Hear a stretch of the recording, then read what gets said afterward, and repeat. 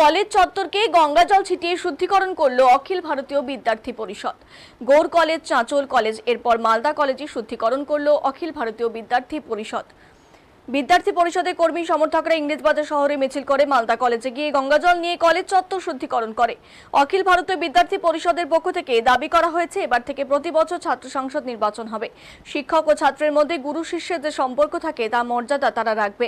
পাশাপাশি তারা অভিযোগ করেন, এই কলেজ চত্বরকে মাদক, র্যাগিং এবং লাভ জিহাদের আখড়া করে হয়েছিল।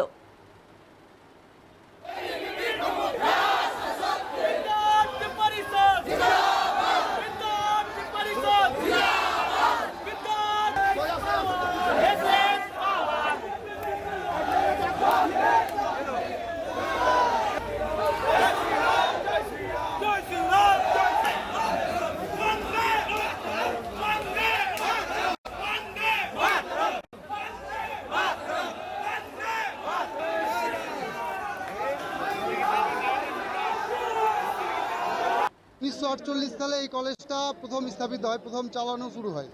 তারপর থেকেই ক্রমে এই কলেজ দেখেছে যে কংগ্রেসের ছাত্র পরিষদের দাপাদাপি, তারপর এসএফআইয়ের দাপাদাপি, তারপর টিএমসিপি দায়িত্ব নিয়ে শিক্ষাক্ষেত্রকে ক্ষত বিক্ষত করেছে। এই যে ক্ষত বিক্ষত মেরামত করার কাজ আমরা করছি।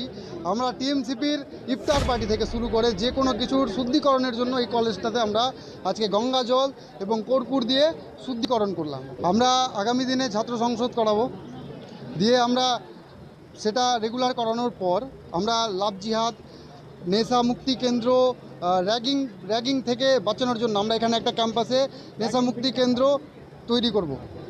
আমরা এখানে কোনো রকম থ্রেট কালচার রাখতে দেবো না। আগামী দিনে আমাদের এই প্রচেষ্টাই থাকবে। সব রকম ছাত্র সংগঠন লড়াই করতে পারবে। হ্যাঁ, সব রকম কলেজ, সব রকম ছাত্র সংগঠন এখানে লড়াই করতে পারবে। আপনারা আজকে কি করলেন? আজকে এসে কি বললেন? আজকে এসে কি করলেন? আজকে এসে আমরা শুদ্ধিকরণ করলাম, সাথে আমরা আগামী দিনে আমাদের গুরু শিষ্য পরম্পরা যে আগে চলতো সেই ভাবধারাই যাতে আগামী দিনে বিভিন্ন শিক্ষা প্রতিষ্ঠান চলতে পারে, সেই বাতাবরণ আমরা আগামী দিনে তৈরি করব। আপনার নাম? আমার নাম রাহুল।